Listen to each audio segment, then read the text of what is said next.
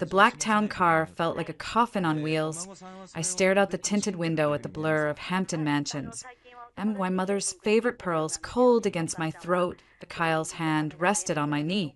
But there was no warmth in it, that just possession. Just remember to keep it together until we're in the car, he said, not looking at me. His gaze was fixed on his phone, the screen illuminating his perfect, clean-shaven jaw. The post is probably still camped outside the gate. We need the grieving, but dignified. Looked not the falling apart heiress one. I am grieving, Caldet, I said, and why voice hollow, the scent of her perfume. Shalimar still seemed to hang in the air of the car, that a ghost I couldn't shake. I know that baby that I know, that he finally pocketed his phone and turned to me, that his blue eyes performing a perfect pantomime of sympathy. But the grieving ends where the business begins. Today is about the will, about our future. Our future. The words felt like ashes to M.Y. mother, Madeline Harrington, that was gone. The vibrant, formidable woman who built a gourmet food empire from a single bakery, who laughed louder than anyone in the room, who told me I could do anything, but never let a man do it for me, the reduced to a polished urn and a legal document. The car pulled through the wrought iron gates of the family estate that now swarmed with news vans. Cameras flashed against the windows. Kyle immediately squeezed my hand, lowering his head toward mine in a show of united sorrow. I played my part, the looking down, a tight, grateful smile on my lips for the public. Inside, the grand foyer was packed with New York's elite. Socialites, business tycoons, politicians. They floated around with champagne flutes, their murmurs a low, the respectful HUMIT was less a funeral reception, more a networking event with a somber dress code. Ava, darling. Richard Winters, M.Y. mother's oldest friend and occasional rival, materialized before us. He took both my hands, his grip firm, his eyes shrewd. A devastating loss. Madeline was a force of nature. The industry won't be the same. Thank you, Richard. Kyle. Richard nodded, his assessment of my husband quick and thorough, taking good care of our girl, I hope. Every day, sir, Kyle said, his voice oozing sincerity. Good, she'll need it. Richard leaned closer to me, his voice dropping. The rumors are flying. Ava, about the will, your mother.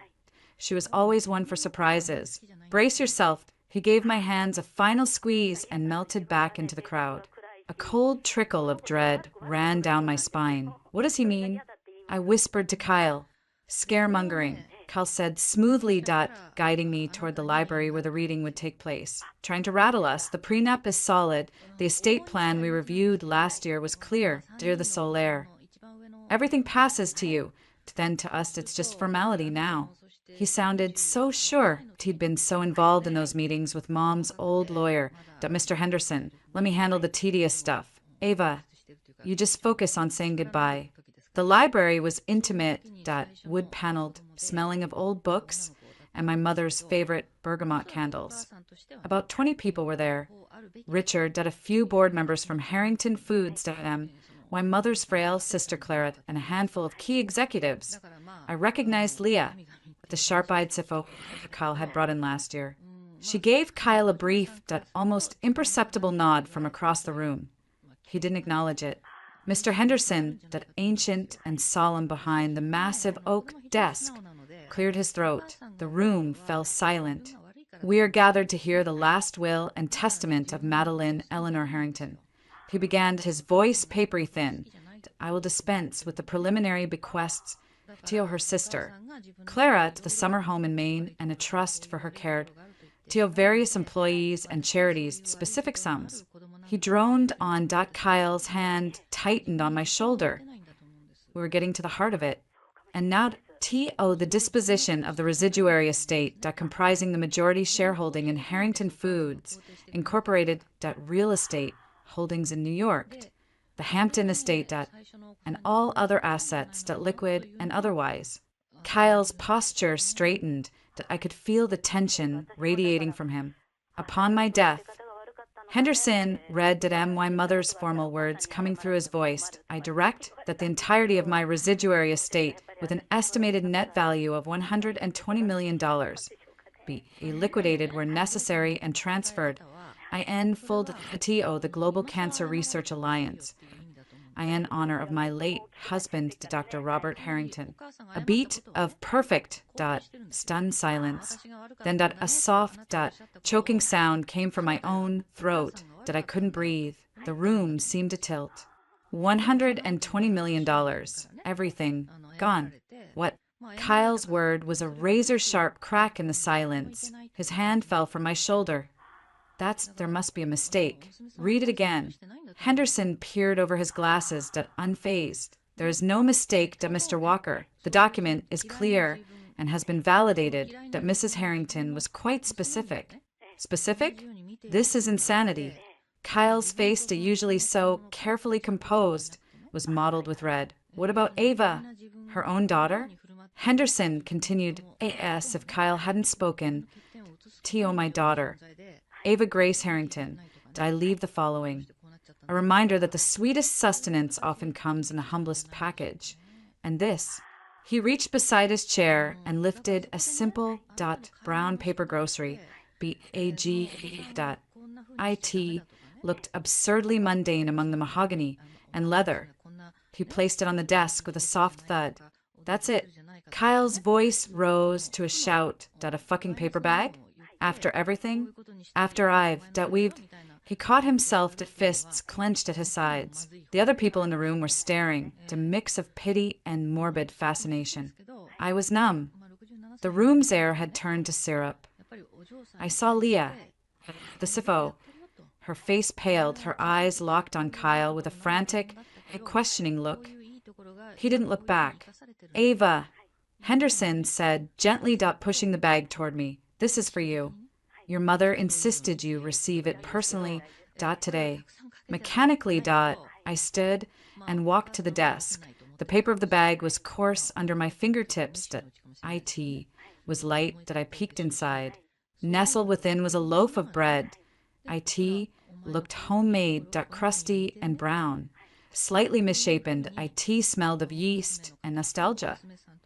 IT was the kind of bread my mother used to bake on rainy Sundays before the Empire, before the pressure, when it was just the two of them.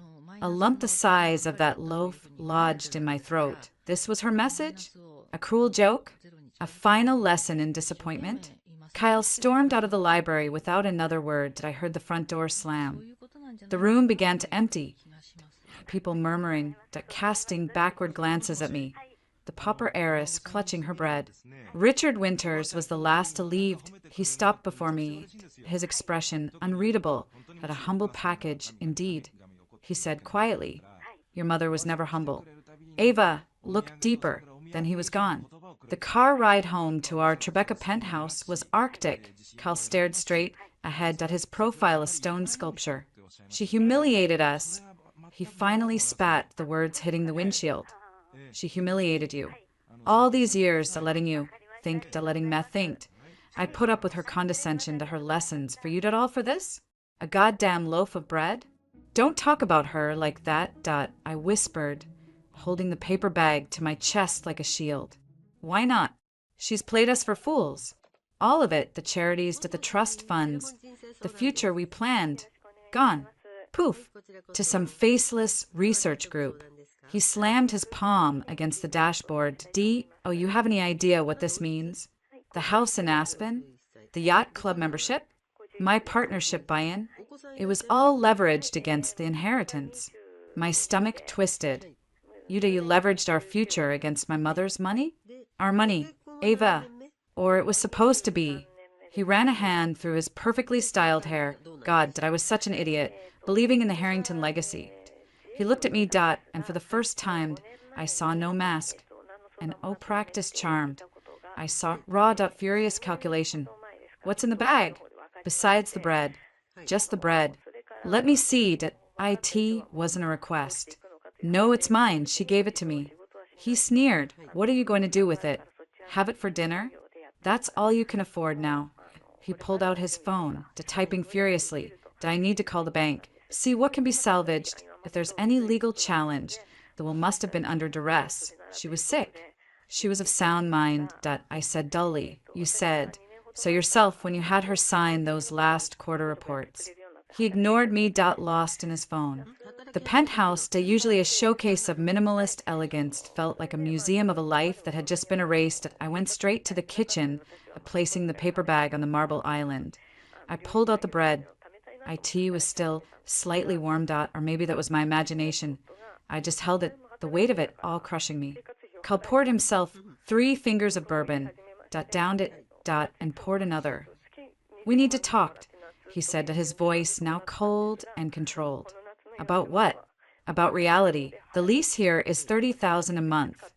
Your credit cards are on my accounts. The car service, the personal trainer, the dermatologist. All on a direct bill to the family office, which as of today, and no longer exists for you. I stared at him. What are you saying? I'm saying the gravy train derailed. Ava, spectacularly, he took a slow sip. I'm saying that without the Harrington fortune, he gestured around the expansive apartment, this isn't sustainable. And frankly, neither is this. He gestured between us. The air left the room. What? Come on. Don't be naive. We married for a certain synergy. I brought business acumen. Connections. You brought the capital. The foundation of our partnership is gone. Partnership? The word was a betrayal. We're married. Kyle, I'm your wife. A wife is a luxury, he said, his voice devoid of all emotion. One I can no longer afford. You heard Henderson. You get a bread loaf. That's your capital now. I suggest you make it last. He walked to the hall closet, pulled out a large suitcase, and started throwing my things into it from the entryway table. A stack of my mail, a cashmere wrap, a pair of heels I'd kicked off last night. What are you doing? What does it look like? I'm simplifying. You need to leave. Leave. This is my home. It's my apartment, leased in my name. Your name was never on it. Prudent. Remember? To protect the future inheritance from complications. He zipped the suitcase roughly and wheeled it toward me. He then picked up the paper bag with the bread and shoved it into my hands. Here, don't forget your inheritance. You can't be serious. It's night. Where am I supposed to go? Your mother's house is empty. Or try a hotel. Use your own credit card. He walked to the front door and opened it. The hallway lights were brutally bright. Kaldot, please, we can figure this out. Figure what out? He snapped, the control breaking. Figure out how to live on your good looks and an art history degree from 7 years ago. The life we had, the life you're used to. Over. IT was funded by a woman who clearly didn't give a damn about you in the end. Now get out. He took my arm, not gently, and guided me and the suitcase into the hallway. I stumbled, clutching the paper bag. My phone, my purse. I'll have them couriered to you. If you cause a scene, I'll call security. And the press would love that headline, wouldn't they? Bread heiress bags at X doorstep. Now, goodbye, Ava. The heavy door shut in my face with a final, echoing thud. The lock clicked. I stood in the silent, sterile hallway, the wheels of the suitcase wobbling, the coarse paper of the bag rasping against my fingers. The elevator pinged somewhere down the hall. And I flinched. I couldn't be seen here. Not like this. With nowhere else to go, I headed for the service elevator. Why mother's last gift held against my heart, a worthless token in a world that had just sold me for parts. The tears came then, hot and silent, dripping onto the brown paper bag, darkening the word Harrington's that was stamped on the side in my mother's familiar looping script. The service elevator smelled of lemon disinfectant and stale air. I slumped against the wall, the suitcase pressing into my leg, the paper bag a pathetic shield against my chest. I'd been discarded. Like spoiled, produced, my own husband. The numbness was wearing off, replaced by a raw, scraping panic. Think, Ava, think. My phone was gone, why purse, why wallet. All I had was the bag, the suitcase, and the clothes on my back, a $2,000 black sheath dress that now felt like a costume for a role that no longer existed. The elevator dumped me in a grim, concrete loading dock, a cold New York drizzle misted the air. I wheeled my suitcase through puddles, the sound echoing. I walked for blocks, aimless. The drizzle turning to proper rain. Why hair flattened. Why dress soaked through. People hurried past umbrellas like black mushrooms, and one looking at the woman, dragging a luxury suitcase and clutching a grocery bag. A neon sign flickered, Metro INN. IT was the kind of place that rented by the hour or the week. Wedged between a pawn shop and a closed bodega, I didn't care. The lobby smelled of cigarette smoke and cheap air freshener. A board clerk with a neck tattoo eyed me, and my suitcase with disinterest .80 for the night to cash and a refunds. I don't have my pursed MY cards. He shrugged next. Wait, MY mother's pearls. They were still around my neck. The clasp was tricky, MY trembling fingers fumbled. I finally got them off, the smooth beads cold. These, can I use these? He took them, held them under the desk lamp. Costume, junk $20. They're real. They were my mother's. 40 for the pearls, and the sob story. Take it or leave it. I took it. He slid a key across the counter. Room 214. Stairs are around back. The room was a tomb. A sagging bed, a TV bolted to a particle board dresser, a carpet that felt sticky. I dropped the suitcase and stood in the center of the room, dripping. The silence was deafening. This was my life, now $40 and a loaf of bread. Anger, sudden and volcanic, erupted. IT was all so pointless. Her final twisted lesson that a billionaire's daughter left with nothing but baked goods. With a strangled cry, I grabbed the paper bag and hurled it across the room. IT hit the wall with a soft thump and fell to the carpet.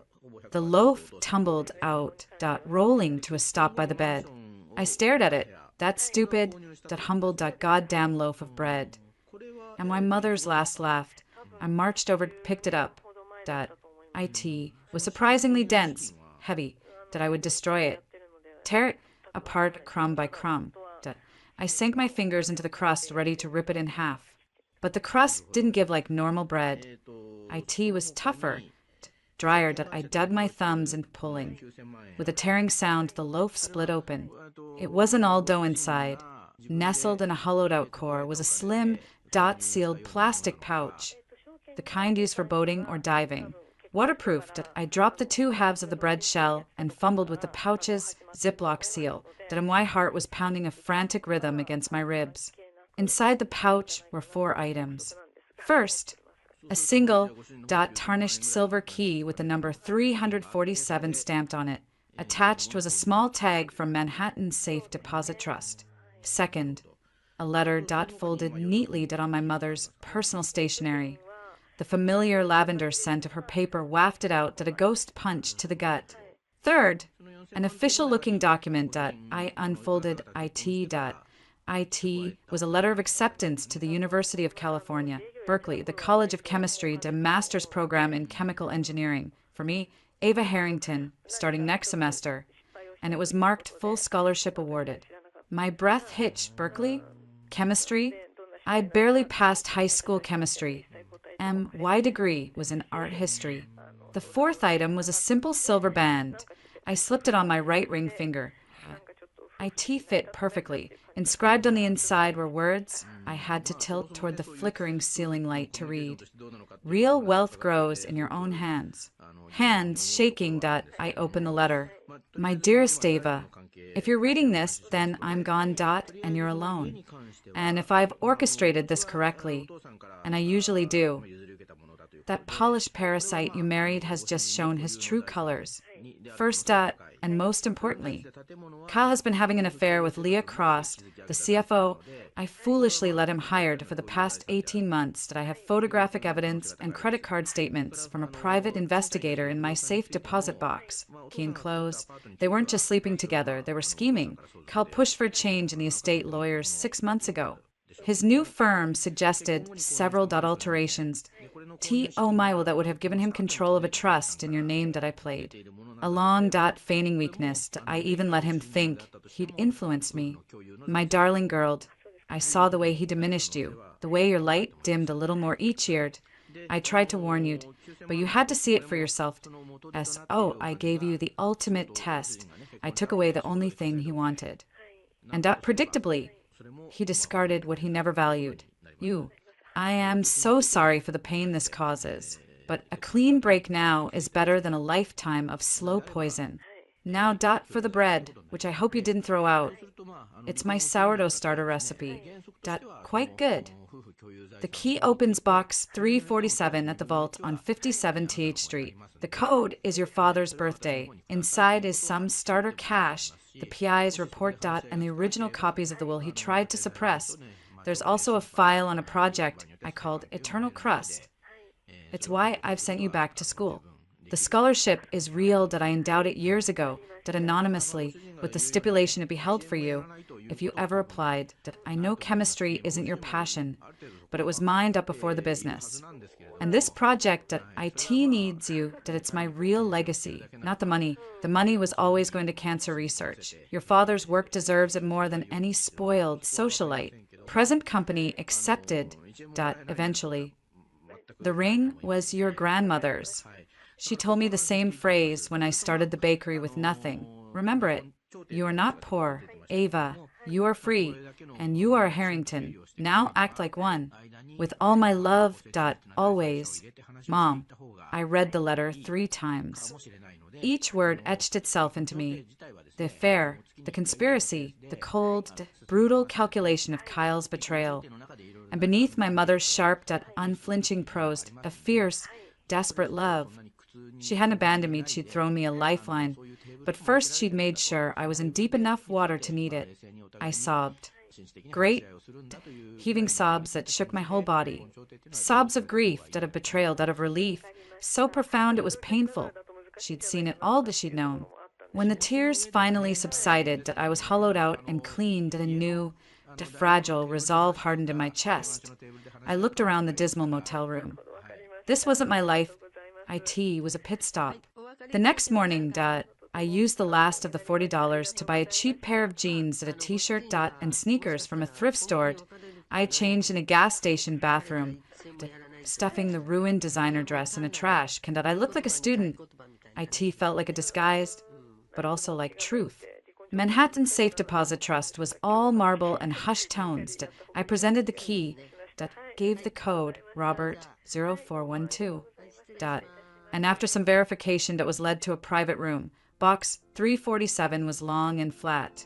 Inside was exactly what she promised. A sealed envelope stuffed with $5,000 in $100 bills. Emergency cash.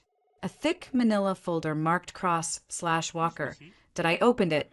Photos. Kyle and Leah, an intimate, in a restaurant booth, his hand on her thigh. Another them entering a hotel in the Hamptons. Credit card statements for gifts. Jewelry. Lingerie.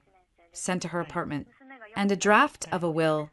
Prepared by Kyle's lawyer that named him as primary executor and trustee of a Harrington family trust with sweeping powers.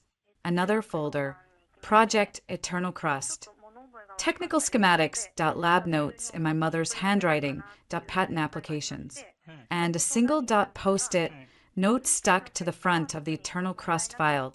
IN, her familiar scrawl. Start at the beginning. Learn the science. Then you'll understand what they're trying to steal and why it's worth more than money. I took a deep breath at the sterile air of the vault filling my lungs. I had a mission, a target, and a path. My first call from a payphone outside the vault was to the only lawyer I knew I could trust.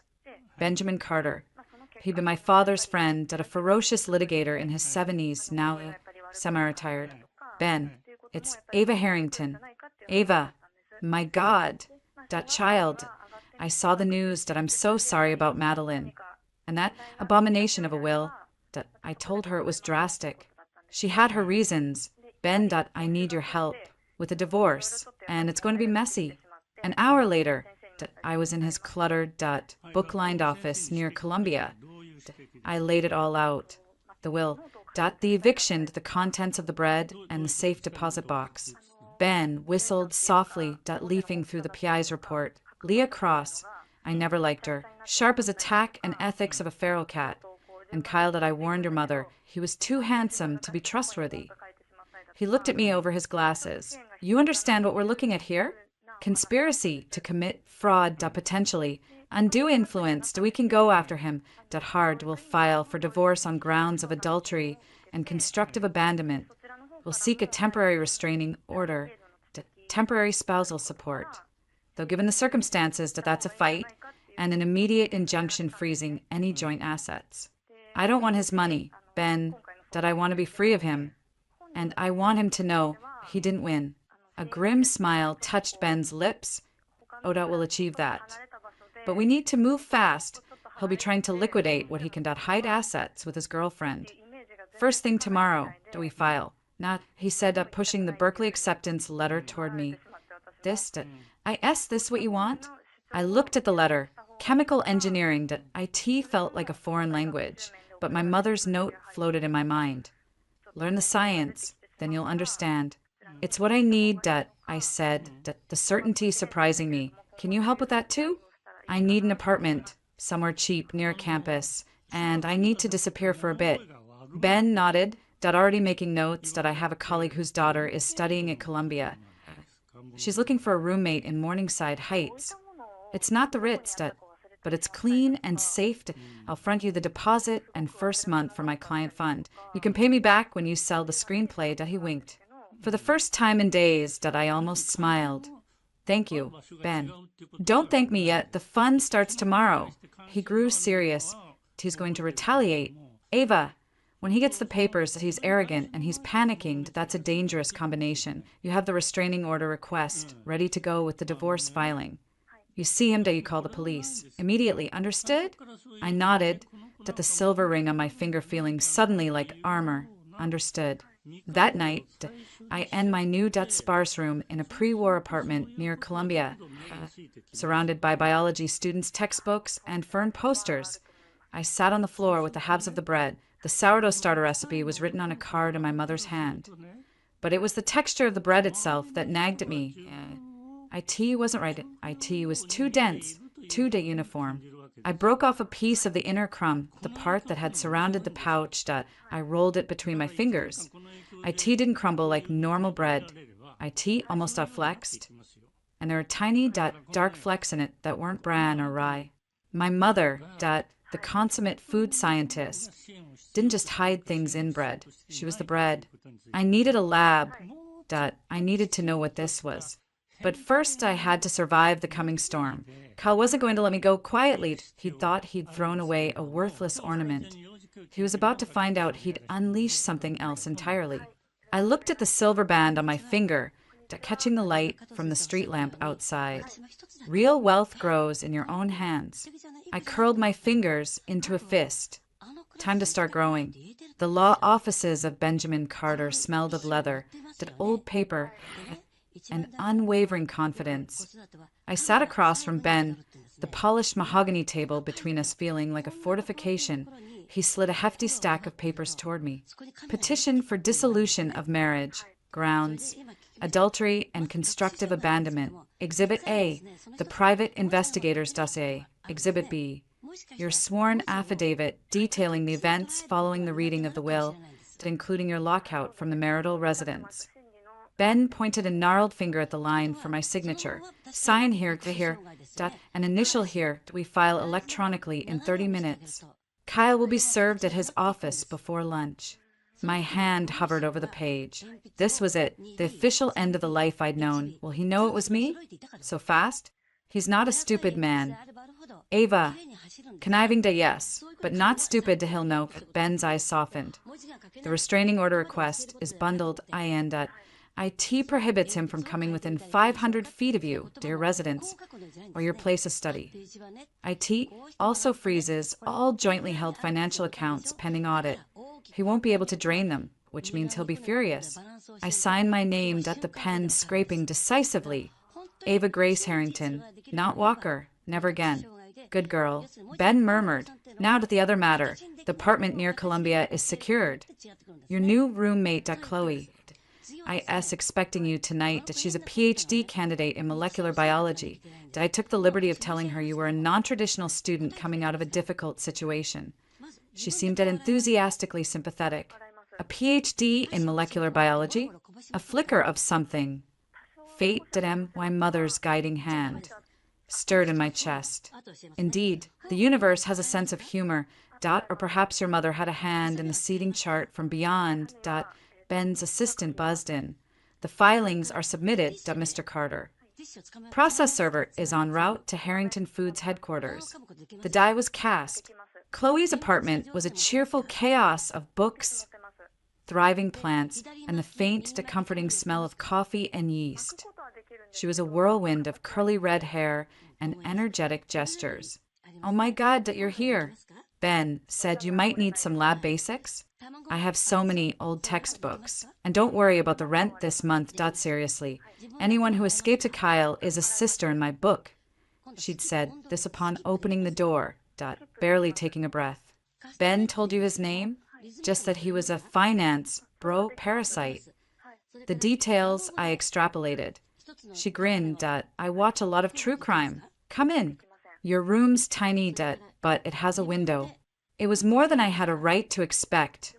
I spent the afternoon unpacking my meager suitcase and staring at the Berkeley acceptance letter. The start date was only 8 weeks away. I had 8 weeks to become someone who could do chemical engineering. My phone, which Ben had retrieved via a terse legal request to Kyle's lawyer, buzzed with an unknown number just as dusk fell. I knew who it was. I answered. My voice steady. "Hello, Kyle." His voice was a low, controlled snarl, the charming veneer completely stripped away. "You little bitch, you're dead. You understand that? You have no idea what you've started. I've started a divorce, something I should have done a long time ago." He laughed, a harsh, ugly sound. "With what money? Carter's doing this pro bono. How touching that IT won't last, and a restraining order. That's cute. Paper doesn't stop much, Ava." A cold finger traced my spine. "The police do, and they'll have the order on file. You think I care about a piece of paper? You humiliated me, you and that conniving witch of a mother. You think her little breadcrumb trail is going to save you? Leah and I have been through every file, every backup that we know about Eternal Crust. We know it's worth more than the entire public company, and we will find it." So they knew the project name. Why Mother was right, that's what they were after. Not me, not even the company, the secret inside it. "It's not yours to find it," I said. Why grip tightening on the phone? "Everything that was Madeline's is now the company's assets," which the AS acting CFO and the soon-to-be majority shareholder once I clean up this mess. Leah has a fiduciary duty to secure. You, on the other hand, have no claim to anything. You're a disinherited nobody with a useless degree and a restraining order. How long do you think you'll last?" The call ended. I stood in the middle of my tiny new room, shaking. It wasn't the threat that scared me most. It was the certainty in his voice. He and Leah were a team, and they were already in motion. I needed to get to Berkeley. I needed to understand what I was protecting. Ben enrolled me in a brutal chemistry for the petrified summer intensive at Columbia's Extension School. My days became a blur of periodic tables, stoichiometry, and organic compound diagrams that looked like spider nightmares. Chloe was my savior, explaining valence electrons over Raman at 2 a.m. "You're not stupid, Ava," she said, tapping my notebook, "you're just learning a new language, a very angry, symbol-based language." I was in the library, drowning in textbooks, when I felt a presence, I looked up, and my heart stopped for a beat. Mark Evans stood by my corral, a stack of advanced biochemistry journals under his arm. Older, lines around his kind-eyed hair a little grayer at the temples, but unmistakably him, my college boyfriend. The one I'd left for the brighter, shinier, more ambitious Kyle Walker. "Ava?" he said, his voice tinged with disbelief. "Ava Harrington?" Mark, my voice came out a whisper. I was acutely aware of my second-hand jeans and my ink-stained fingers, the shadows under my eyes from studying. The last time he'd seen me, I was gliding through a gallery opening on Kyle's arm, draped in couture. "I heard about your mother." "I'm so sorry." He genuinely was. Mark had always been genuine. IT was why I'd felt suffocated by him at 22. "What are you doing here?" "In the chemistry stacks. Trying not to fail Chem 101. I said. "A weak attempt at a joke. I'm not going back to school. Berkeley for chemical engineering." His eyebrows shot up. "Seriously? That's incredible." A bit of a left turn from art history. Life took a left turn I couldn't meet his eyes. The guilt of how I'd ended things, a cold, distant phone call after I'd accepted Kyle's proposal, was suddenly fresh and sharp. He seemed to sense my discomfort. Look, did I teach here now? Associate professor. If you ever need, I don't know, a tutor who remembers you have a soul and not just a capacity for memorization, and my office is just upstairs. He fished a card from his wallet and placed it on my textbook, and oh, pressure. Just good to see you. Ava. He walked away, leaving behind the faint scent of soap and old books. I stared at his card, Dr. Mark Evans, Department of Chemistry. It was a lifeline, but was it one I deserved? The answer came a week later. I was leaving my evening class when a sleek black town car pulled to the curb. The window slid down. Not Kyle, Leah Cross. She was all sharp angles and cold elegance, her blonde hair a perfect bob. Ava, get in, we need to talk. I have nothing to say to you. Oh, did I think you do? Her smile was reptilian, that it's about mutual interests, and avoiding a very messy, very public legal battle that will drain what little resources you have left. Reluctantly, I got in. The car smelled of her expensive, frigid perfume. Kyle's temper is unfortunate, she began to as if discussing a minor flaw. But his point is valid. The Eternal Crust project was developed using Harrington Foods resources on company time. IT is intellectual property belonging to the company. Yes, a soon-to-be former member of the Harrington family with no equity. Do you have no claim to it? Hand over whatever your mother gave you. Notes, prototypes, that ridiculous bread loaf. And we can make this divorce swift and quiet. Kyle will even agree to a modest settlement. Enough for a fresh start somewhere far away. I looked at her, this woman who had schemed with my husband to rob my mother. Modest settlement? Like the one you were getting as CFO while sleeping with the would-be CEO. Her composure didn't flicker. Personal attacks are beneath you. Ava, this is business. That technology is worth tens of millions, possibly hundreds. It's the future of food preservation. You are in over your head. You have no scientific background, and no money, and no allies. Give it up. My mother left it to me. She left you a piece of bread. Leah sneered. The intellectual property belongs to her estate, which is now a charitable trust. The trust executor has a duty to secure that asset for the benefit of the charity. We are working with the executor. If you interfered, you are stealing from cancer research. How will that look in the press? It was a brilliant, vicious move. They were boxing me in, using the very charity my mother loved as a weapon. I want to see the documentation from the executor, I said, and why throat tight. All in due time. First, do you hand over the materials? She handed me a card IT was for a storage facility. Unit 114. Empty it. Bring everything to me by Friday, or we will have you charged with theft of intellectual property and violation of the charitable trust. You'll be fighting the divorce from a jail cell. She had the driver stop the car. Think about it. Ava, it's the only smart move you have left. I stumbled out onto the curb, feeling sick. They had thought of everything. They had the corporate structure, the lawyers, the narrative on their side, I had a loaf of bread and a beginner's chemistry textbook. I didn't go home, I went to the one place I thought might be safe, I knocked on Mark's office door. IT was past 9, but the light was on. He opened it, surprised. Ava? Are you okay? The story tumbled out of me. The will, the bread, the safe deposit box, the divorce, Kyle's threats, and now Leah's ultimatum. I showed him the card for the storage unit. I didn't show him the ring, or tell him about the phrase inside. That felt too private, too sacred. Mark listened, his expression growing graver by the minute. When I finished, he let out a long breath. Okay, first, do you not go into that storage unit? That's a trap or a way to get your fingerprints on something incriminating. Second, do you need a better lawyer? I have Ben Carter. You need a pit bull who specializes in intellectual property and high-stakes divorce. Did I know someone? Rebecca Shaw, she's terrifying. And she hates bullies. He was already typing an email on his phone. Third, and most importantly, this Eternal Crust. You have the notes? I pulled the folded photocopies from my bag. The ones I'd made from my mother's file. They were covered in her handwriting. Complex chemical formulas. Graphs. Mark spread them on his desk. His scientist's brain immediately engaged. He scanned them to his finger, tracing a molecular diagram. This is incredible.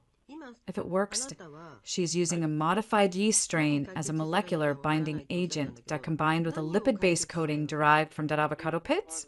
He looked up, awe on his face. This isn't just food preservation. This is a complete rethink of polymer science applied to organic matter. IT could revolutionize packaging that reduce waste, and no wonder they want it. Leah said it belongs to the company. Maybe not. He tapped the papers. These are dated years ago. Some of this foundational work might predate her scaling up Harrington Foods. If it was her personal private research, IT might not be considered company IP. We need to find the lab notebooks, the original data, and we need to establish a clear timeline. I asked. He met my gaze. Your mother was a brilliant scientist who got swallowed by the business world, that I respected her work. And he paused. You're trying to do the right thing. That counts for a lot. Plus, Kyle Walker is a prick that I've met him at donor events. Always hated him. A ghost of a smile touched my lips.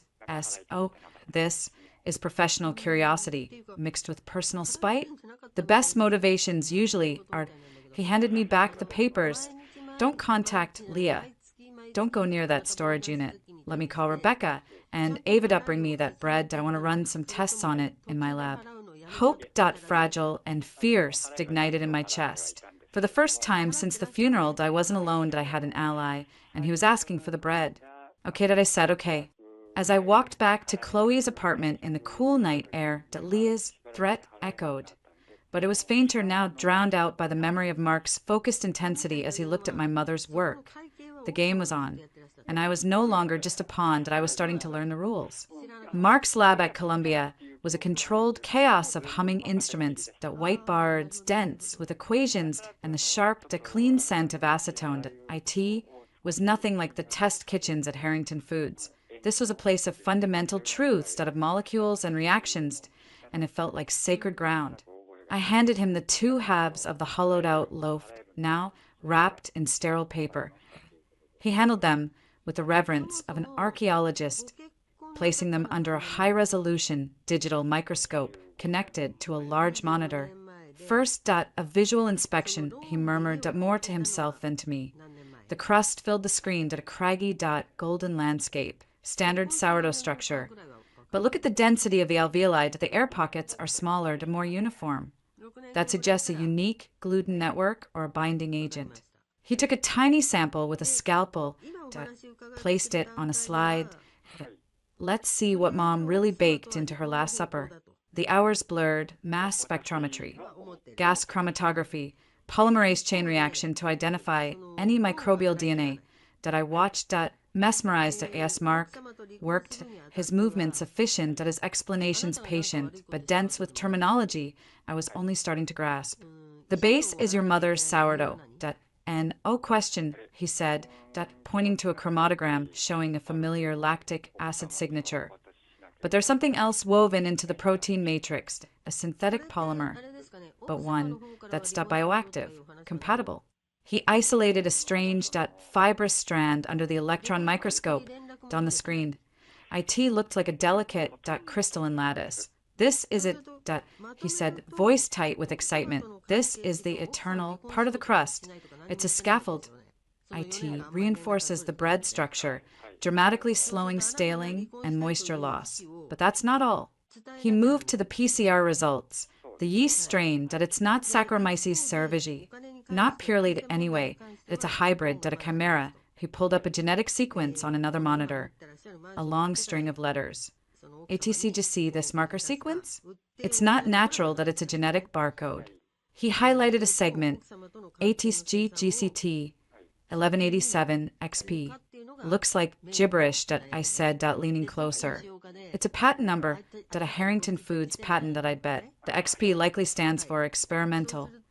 This yeast was engineered, probably to produce the precursor chemicals for this polymer scaffold in situ, during baking. The bread literally grows its own preservative. He let out a low whistle. Ava, this is Nobel-level work.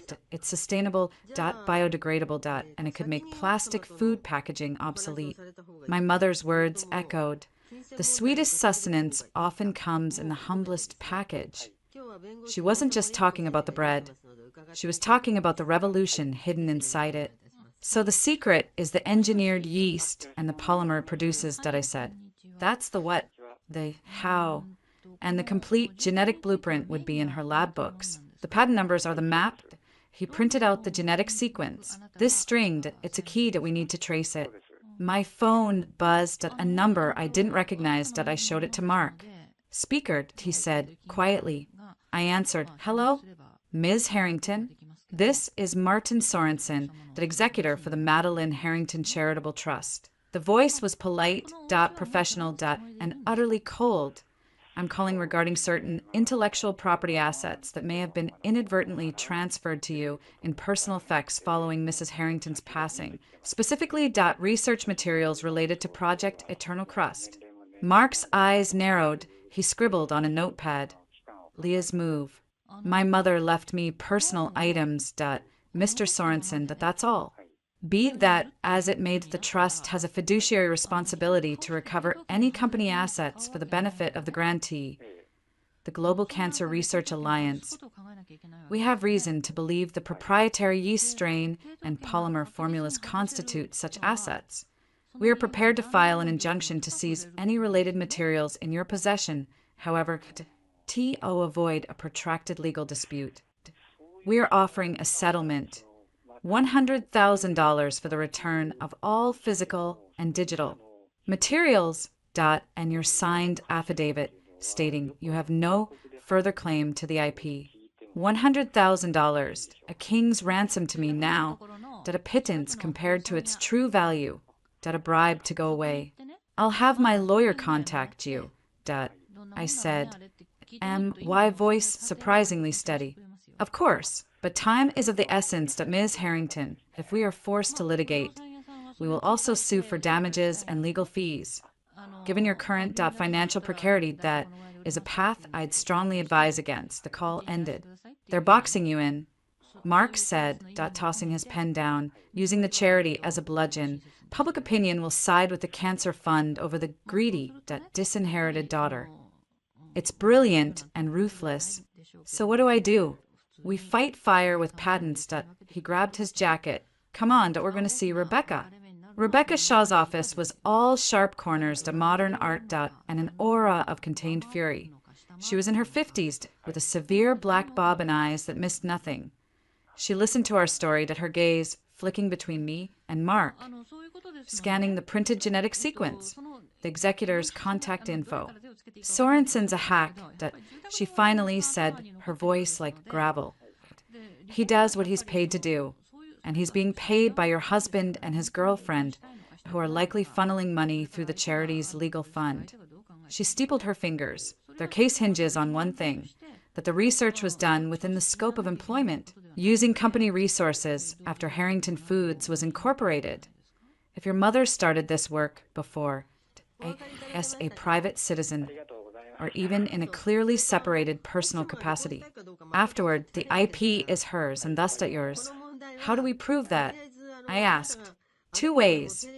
First, do we find the original dated lab notebooks, not copies. The physical books, they carry more evidentiary weight. Second, do we find someone who can testify to when she started?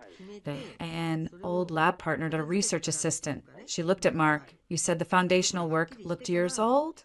The chemical pathways she's using were groundbreaking a decade ago, but they're elegant now. This is long-term work. Then we dig. Rebecca turned to me. Your mother was smart. She wouldn't have left you a breadcrumb without a trail. Think. Where would she have hidden the master key? Not a safe deposit box. She knew others might find. I closed my eyes, thinking of her. Her habits, her secrets, the lavender stationery, the smell of her lab, which was really just our old sunroom when I was little. My eyes snapped open. The cottage, the one in Sag Harbor. She sold the Hampton estate years ago, but she kept the little gardener's cottage. She said it was for thinking. No one ever went there, not even my father. IT was her space. Rebecca nodded. That's a start. But Sorensen and his clients will be watching you. You can't just waltz in. She looked at Mark. Can you? Mark shifted. I'm not exactly a covert operative. But you're a professor with a legitimate research interest in food science history. You could be writing a paper on Madeline Harrington's contributions to whatever. You request access from the estate executor for academic purposes. They'll probably say yes, especially if they think you're just some nerdy academic poking around. They'll be watching for Ava, not for you. A plan, crystallized, fragile, but clear. Okay, Mark said that I'll do it. The next few days were a tense limbo. Mark formally petitioned Sorensen for access to Madeline Harrington's personal academic archives for a scholarly article. Sorensen, after some delay, had agreed, likely seeing it as harmless and a potential way to locate more materials. I stayed buried in my studies, the pressure of Leah's Friday deadline a constant drumbeat in my skull. Chloe helped me drill organic chemistry mechanisms, a welcome distraction. The night before Mark was to go to Sag Harbor, he came over to the apartment. He spread a map of the cottage's layout drawn from old property records on our kitchen table. Sorensen's office is sending a supervisor, probably a hired goon, to let me in and watch me. I'll have 2.3 hours max. Where do I look? I tried to channel my mother. The sunroom lab, her cluttered desk, the floorboards she'd complained once were hollow-sounding near the fireplace. There's a writing desk, French provincial, white. The left drawer has a false bottom. She showed me once when I was a kid, hiding birthday money. Check there first. He nodded, making a note. And if I find something, photograph everything. Don't take anything unless it's small and absolutely critical. We don't want to tip them off that we found the mother lode. He looked at me, a strange expression on his face, you're good at this. The strategizing. I had a good teacher, I said, thinking of my mother's letter. You are a Harrington. Now act like one. The day of Mark's trip dawned gray and drizzling. I couldn't focus on anything.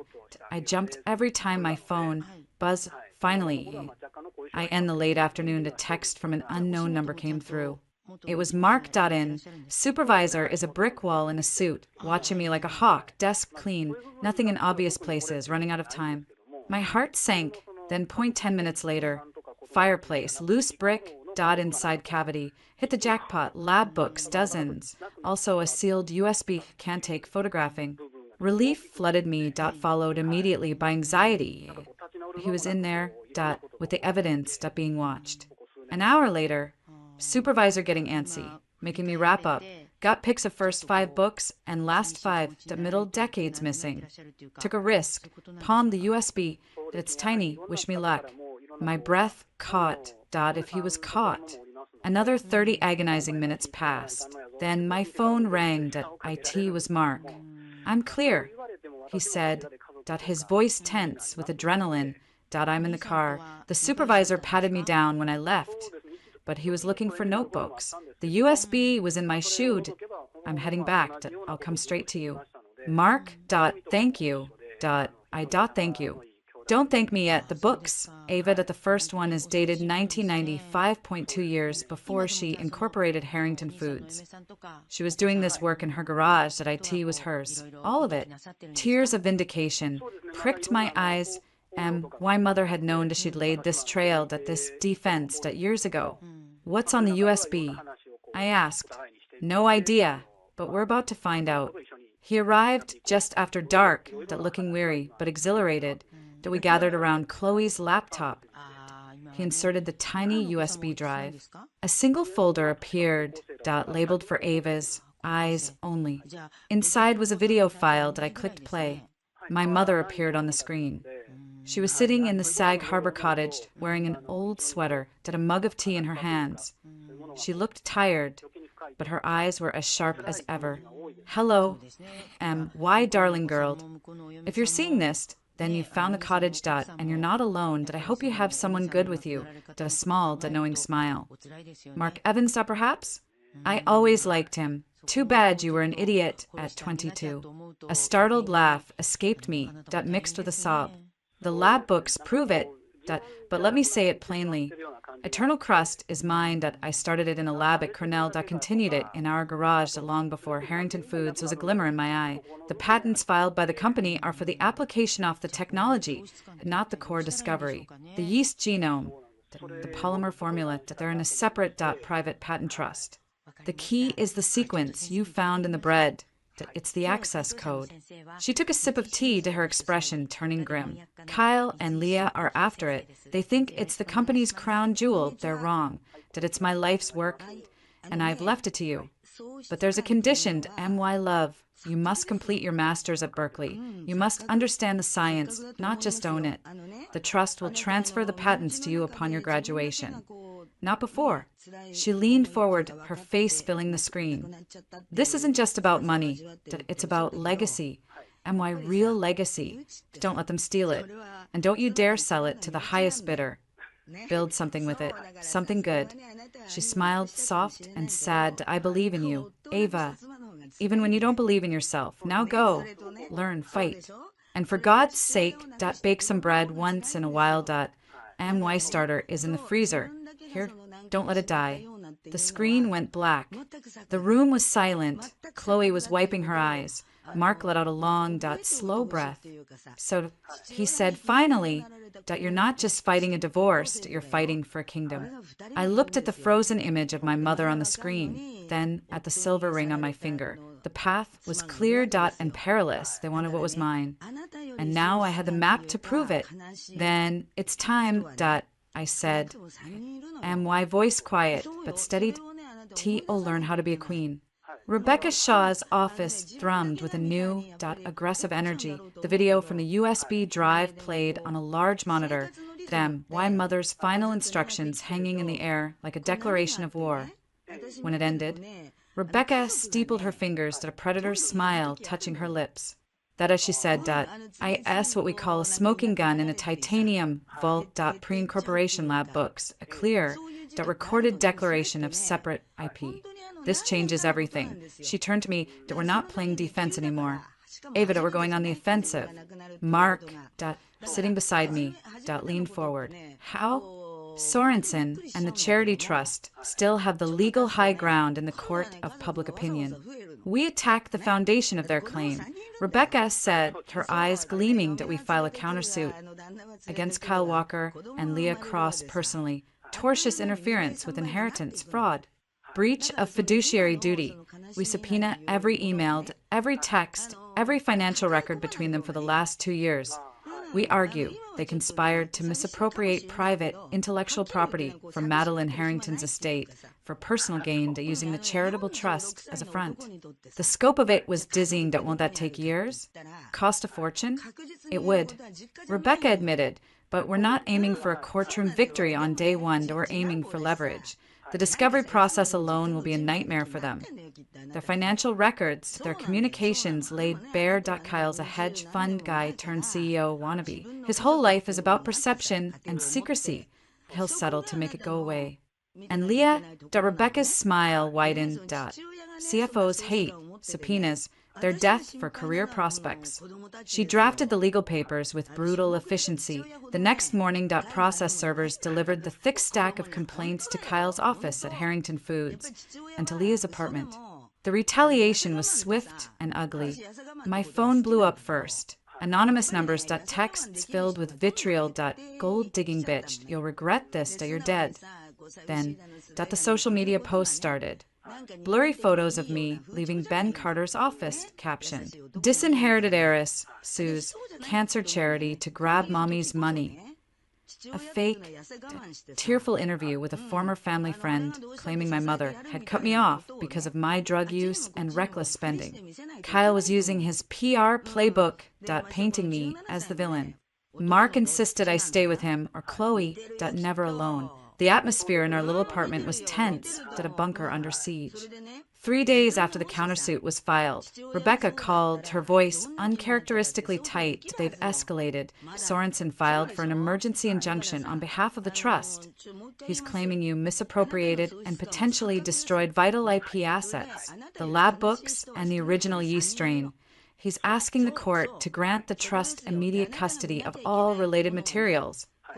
including your mother's physical effects from the cottage and to bar you from leaving the state. They know Mark was there, I said, cold dread seeping in. They know he found something. They suspect they're trying to lock everything down before we can authenticate it. The hearing is tomorrow at 2 p.m. Be there. Dress like you're interviewing for a convent. The hearing was a stark, wood-paneled room that smelled of anxiety and old coffee. Kyle and Leah sat on the opposite side, flanked by a team of 3 sleek, expensive-looking lawyers. Kyle didn't look at me. Leah did her gaze a physical slap of pure hatred. Sorensen, a bland man in a cheap suit, argued before the judge. Your Honor, Ms. Harrington, embittered by her disinheritance, lashing out. She has taken sensitive, proprietary company research and is holding it hostage in a personal vendetta against the rightful stewards of her mother's philanthropic legacy. Every day this technology is in her unqualified hands is a day it is at risk, and a day the Global Cancer Research Alliance is deprived of potentially life-saving funds. Rebecca stood a study in calm contempt. Your honored MY client is the rightful heir to her mother's private, pre-existing intellectual property as clearly documented. The defendants of Mr. Walker and Ms. Cross are former corporate officers engaged in a clear conflict of interest. They are using the charitable trust as a weapon in their scheme to steal this technology for their own personal profit. We have filed evidence to that effect. Granting this injunction would be rewarding their fraudulent behavior. The judge, a weary-looking woman in her 60s, rubbed her temples. I've read the preliminary filings. This is a mess. Ms. Shaw, your allegations are serious, but they are just that. Allegations, Mr. Sorensen, the trust's claim of potential destruction is speculative. She sighed, I'm denying the emergency injunction. This requires a full discovery process, however. She fixed me with a stern look. Ms. Harrington, you are hereby ordered to preserve all evidence in your possession. You will not alter destroy.org. Transfer any materials related to the so-called Eternal Crust project. You will provide the court with a complete inventory by end of day Friday, and you will surrender your passport to the clerk and owe international travel until this is resolved. It was a partial victory, but it felt like a loss I was grounded, and they knew exactly what I had. As we filed out of the courtroom, Kyle finally broke. He strode past his lawyers and grabbed my arm, his fingers digging in. You stupid, grasping little, he hissed, his face inches from mine.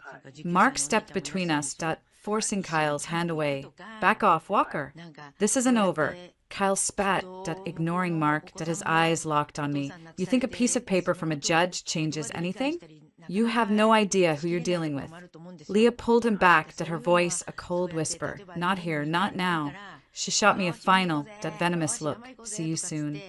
Ava, that night, the fear was a live wire in our apartment. They're not going to wait for discovery.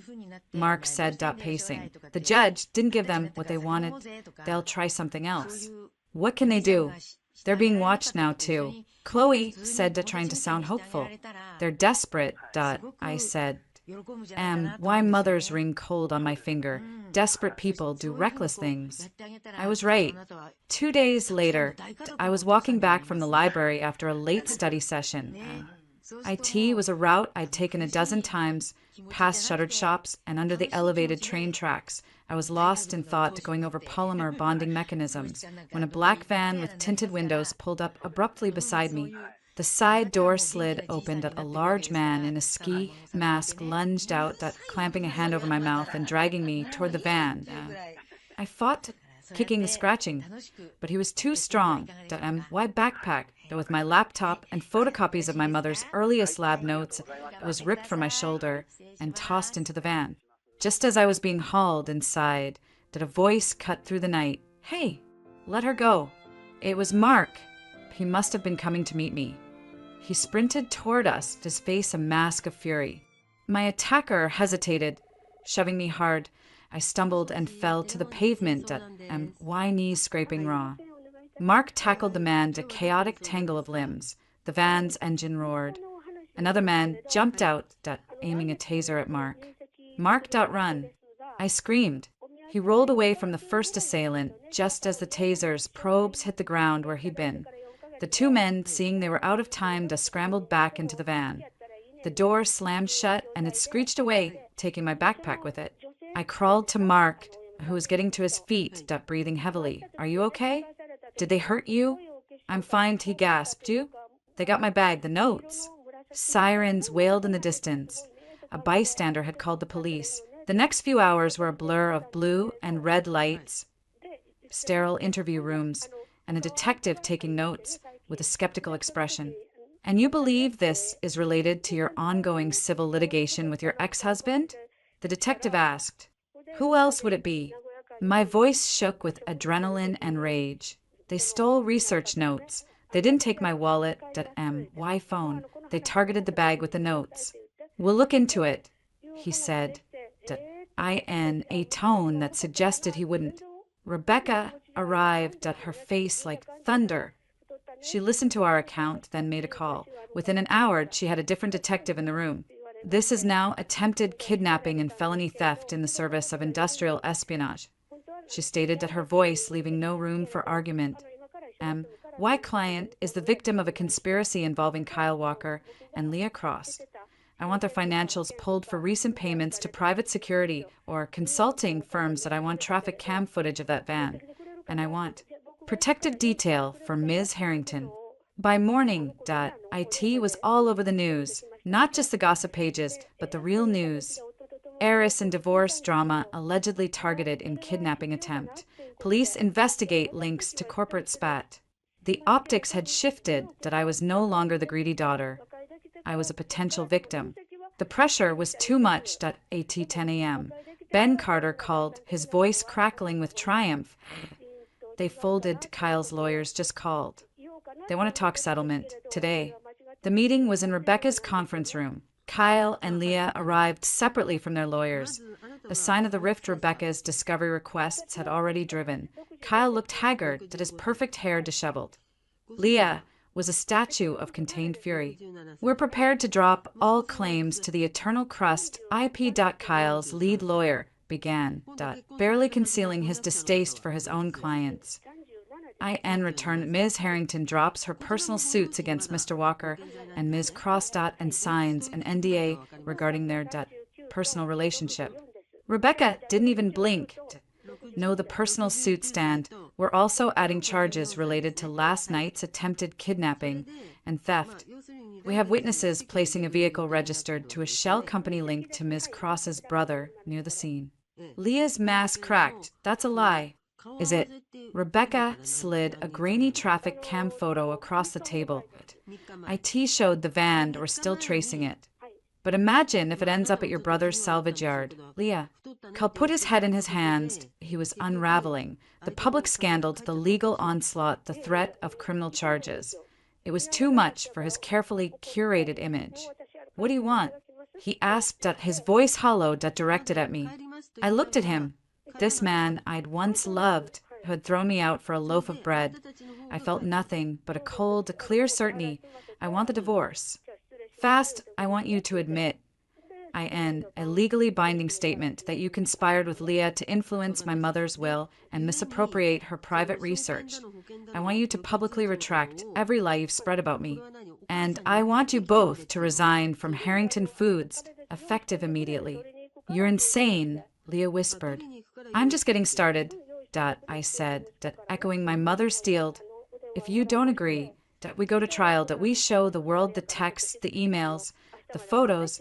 We let a jury decide what happens to two corporate executives who tried to steal from a dying woman and then had her daughter kidnapped. The silence was absolute. Kyle stared at the table, defeated. Leah looked at her lawyers, who gave helpless shrugs. They were outmaneuvered and out of options. We accept, Kyle muttered. Leah shot him a look of pure betrayal, but said nothing.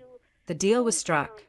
The divorce would be finalized on uncontested grounds of adultery. Kyle and Leah would submit their resignations. The charity trust under new pressure from its board that would drop its claim to the IP in light of the new evidence of its private origin. It was over. I was free. As we left the building, the autumn sun felt warmer than it had in months. Mark was waiting on the steps. Well, he asked. It's done. I said, the words feeling strange and wonderful on my tongue. They're gone. Mark let out a breath. Good. Now you can focus on Berkeley. On the future. I nodded, looking out at the city. I had won the battle. I had my freedom and my mother's legacy, the path forward. But as I watched a black town car pull away from the curb, Leah's car, I remembered the look in her eyes as she left the conference room. IT wasn't defeat. IT was a promise. She had escaped with no criminal charges, her reputation damaged, but not destroyed, and she had taken something with her. My backpack dealt with my mother's early notes. The fight for the past was over, but the fight for the future of Eternal Crust had just begun, and one of its most dangerous architects was still out there in the wind. Berkeley's campus was a shock of color and chaotic energy after the grim siege of New York. Eucalyptus trees scented the air, students shouted and laughed at, and the looming campanile felt like a promise of a different kind of life. For the first few weeks, I buried myself in it, the brutal immersion of graduate-level chemical engineering, to the unfamiliar comfort of a lab coat, the sheer exhaustion that left no room for nightmares of black vans. My tiny apartment near campus was a far cry from the Tribeca penthouse. IT was filled with textbooks and my mother's lab notebooks, now safely digitized and backed up in 3 places. And the persistent and hopeful smell of the sourdough starter I'd resurrected from her Sag Harbor freezer. Keeping it alive felt like a sacred duty. Mark and I kept in touch through late-night video calls. He was my unofficial tutor, patiently explaining quantum chemistry concepts that made my brain ache. IT was during one of these calls a month into the semester that the piece shattered. Ava, he said, his face on my laptop screen etched with concern that I've been monitoring the patent databases. There's been a flurry of activity from a shell company called Apex Food Innovations. They filed 3 preliminary patents in the last week. The abstracts, they're vague, but the language is eerily similar to your mother's early work on lipid-based stabilization. A cold knot formed in my stomach, Leah. It has to be. She has your backpack, your notes. She's not trying to steal the finished technology. She knows you have the definitive proof on that. She's trying to patent around create prior art for the components. When you finally commercialize Eternal Crust, she can sue you for infringement or demand an exorbitant licensing fee. It was a clever, vicious strategy, a legal guerrilla war. What do? You accelerate. You need to not just understand the theory, you need to replicate the results. We need to generate new, verifiable data that proves the complete, functional technology. We need to establish your lab as the undisputed source of the final innovation. He paused. You need a proper lab. The next day I went to see my faculty advisor, Dr. Eris Thorne, a legend in biomaterials with a reputation for being brilliant and brutally direct. I laid out a sanitized version of my situation. A family intellectual property dispute, a need to validate private research in an academic setting. He peered at me over his half-moon glasses. Harrington. Your mother was Madeline Harrington. Yes. I met her once at a TA conference. She asked the sharpest question in the room, then told the presenter his methodology was adorably simplistic. A faint smile touched his lips. The research you're describing, it's the polymer yeast matrix for food preservation? My heart leapt, you know it? I've read the Harrington Foods patents. The application patents, they're clever, but they're black boxes. The core magic is missing. He leaned forward. You're telling me you have the core? And that it's under threat?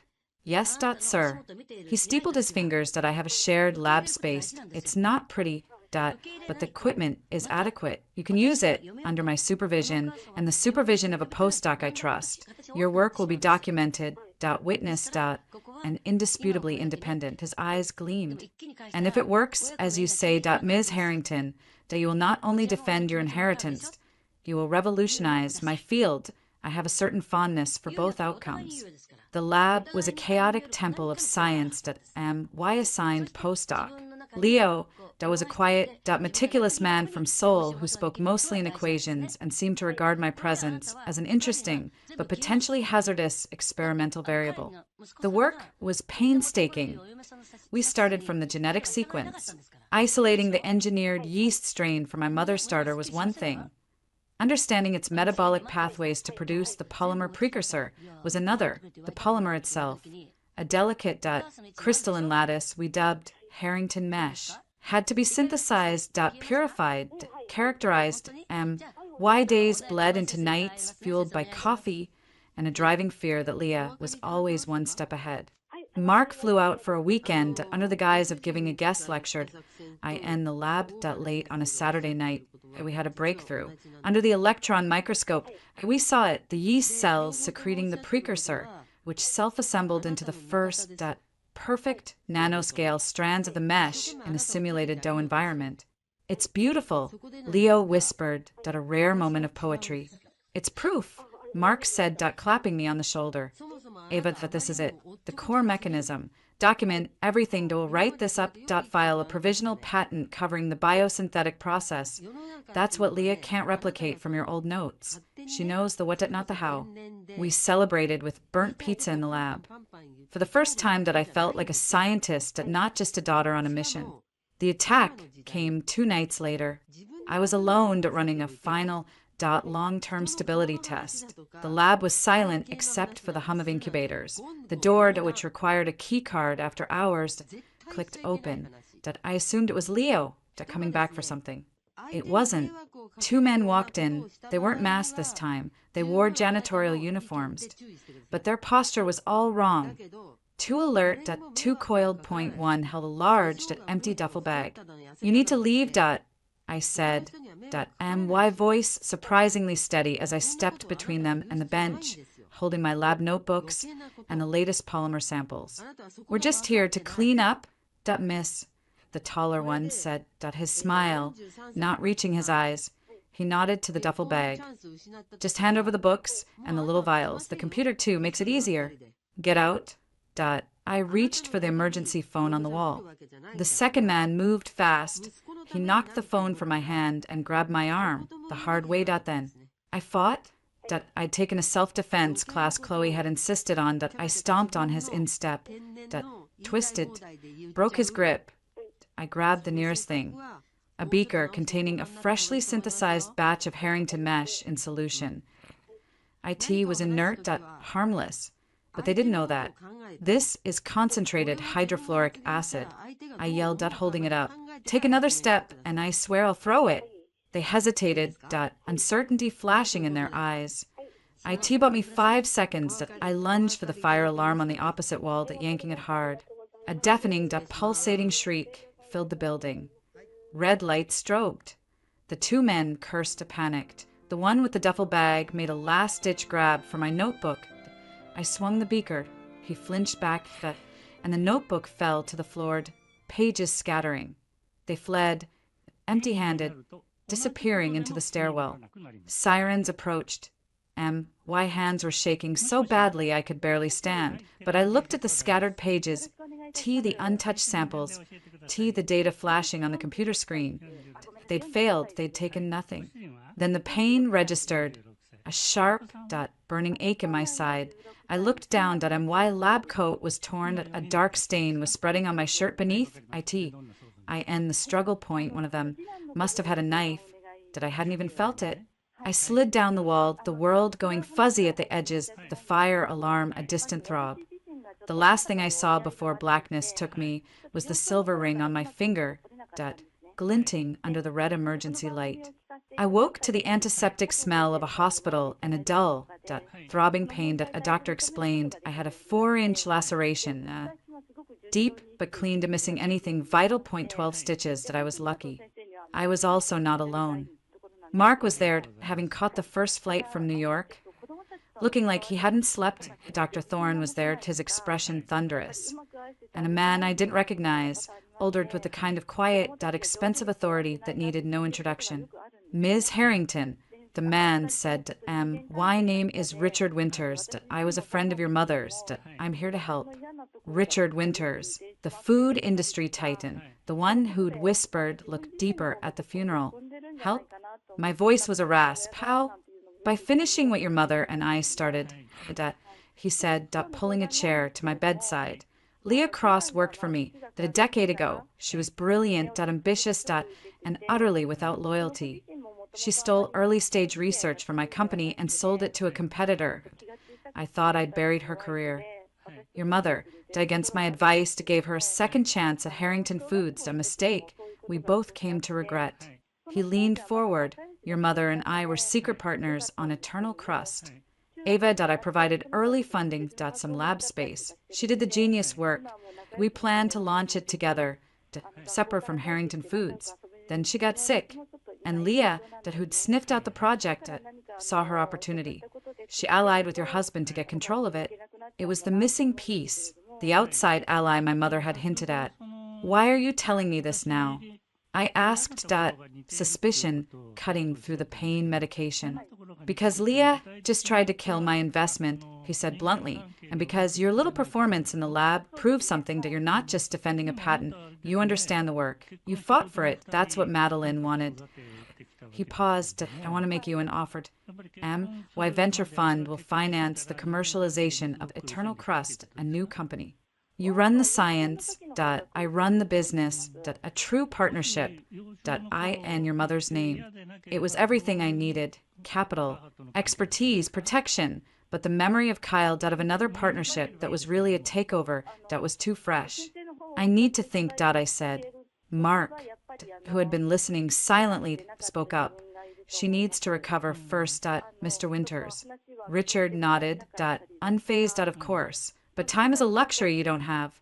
Leah failed tonight. She'll try again, or she'll move faster to patent her knockoffs. Think about it. He placed a business card on my bedside table and left. When we were alone, Mark took my hand. You scared me half to death. They didn't get anything, I said, the scientist in me, clinging to the result. They got you, he said, his voice thick, that's worse. I looked at him, the genuine fear in his eyes, and something shifted. This wasn't just mentorship or a shared cause. The connection I'd run from years ago was still there, stronger for having been forged in fire. But I pulled my hand back, gently, I can't. Mark, not now did I have to see this through alone. He nodded, understanding and hurt warring in his expression. I know. Just be careful. Winters might be an ally, but he's still a shark. Don't forget that. I wouldn't, as I lay in the hospital bed, the pain a constant reminder of how high the stakes had become. I knew the game had changed again. I had a powerful potential ally, I had proof of concept. And I had an enemy who was no longer just stealing, but willing to cut. The academic sanctuary of Berkeley had been breached. The battle for Eternal Crust was no longer a legal or corporate skirmish. IT was a war, and I was lying in a hospital bed squarely on the front lines. The hospital discharge papers felt like a pardon from a sentence I hadn't finished serving. The stitches in my side pulled with every step, a persistent, painful reminder that Leah's reach was longer and her ethics more absent than I'd feared. Richard Winters' business card sat on my kitchen counter like a sleeping predator, his offer both a lifeline and a potential trap. Mark had returned to New York, our goodbye tense and unresolved. His final words echoed. Winters needs you right now. That makes him predictable. Be careful what you promise. I needed more than caution, I needed an edge. My mother's words from the video played on a loop. I've left it to you. The key is the sequence you found in the bread, it's the access code. The genetic sequence was a key, but to what? We'd used it to find the lab books, the USB. But my mother was a master of layered plans. The bread, the cottage, the lab books, they were all steps in a treasure hunt. What was the final treasure? I pulled out the photocopy of the genetic barcode from the bread. HSG GCT 1187. XP, I'd assumed XP meant experimental. But what if it was a label? A file name? I logged into the ultra-secure, encrypted cloud drive where I kept all the digital copies. The files from the USB were there. The video, scan lab books, I created a new folder and named it 8 CGCT 1187 XP. Nothing happened. I tried it as a password for the encrypted drive. Denied. Frustrated. I paced my small apartment. Y side twinging. The answer was in the sequence itself. Why mother loved word played up puzzles. Access code could be literal. A code to access something digital? A server? I called the only person whose mind worked like my mother's on technical problems.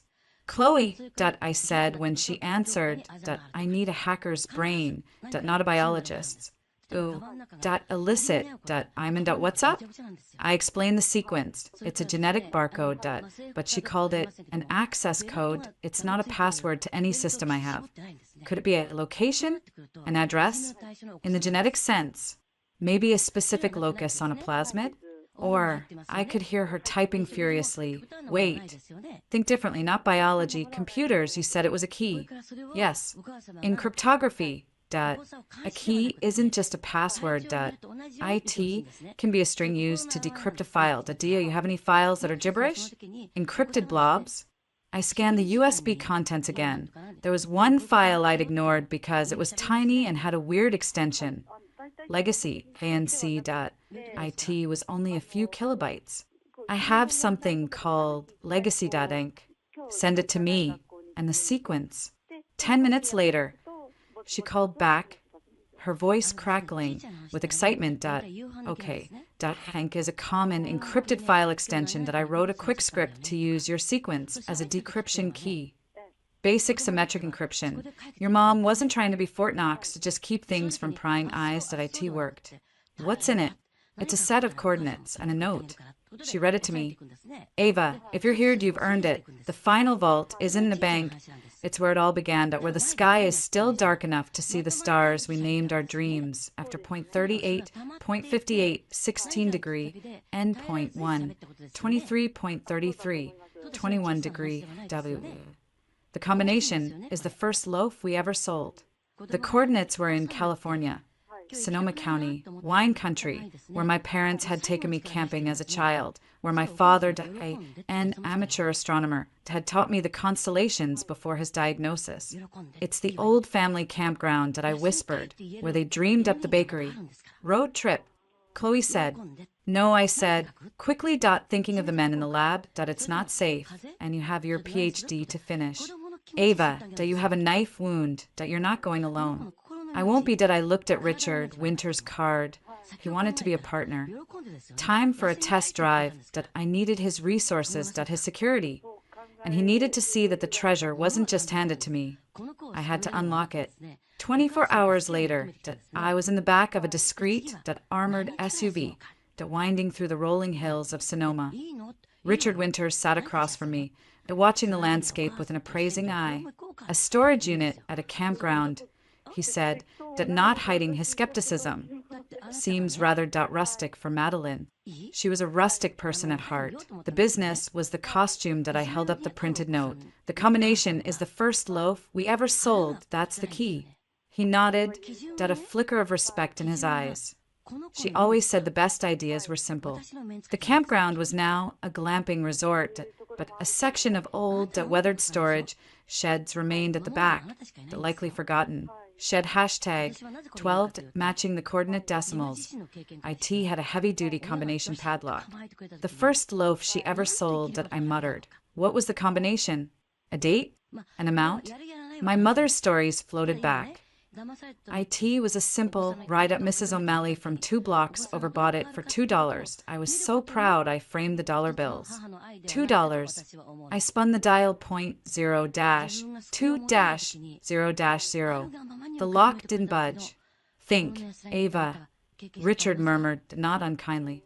The first loaf sold, not the price, the transaction, the exchange. My mother was sentimental about beginnings. What was the beginning? The first customer. Her first sale. Mrs. O'Malley, I said aloud. What was significant about her? She was the first. Number one. Customer number one? Did the old bakery even have such a system? Then I remembered the story differently. I wrote sale number one on a scrap of paper and taped it to the cash box. Sale number one. I tried 0-0-0-1. Nothing. It's 4 digits, Richard observed. Often a year. A year. Of course. The year it all began. The year of the first loaf. I knew this, she'd told me 100 times. The year my father convinced her to sell her bread instead of just giving it away. 1987. My fingers trembled as I spun the dial. 1-9-8-7. The lock clicked open. Richard let out a soft grunt of approval. The shed was dusty and smelled of dry wood and memories. Inside wasn't a banker's box. It was a footlocker, the kind you'd take to college. I lifted the lid. Inside, neatly organized, was my mother's true legacy.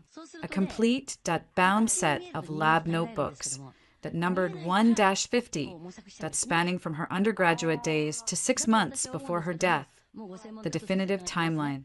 A notarized document titled Declaration of Independent Invention, signed by her and 2 witnesses, one being a young Richard Winters, dated 1996, placing the core discovery prior to any corporate entity. A sealed envelope from a patent law firm containing the original unfiled patents for the yeast strain and the Harrington mesh polymer. And at the bottom, a simple leather binder. The cover read, Madieva, a business plan. I opened IT. IT wasn't just financial projections. IT was a manifesto. A vision for a company that would license the technology ethically. Fund open source agricultural research.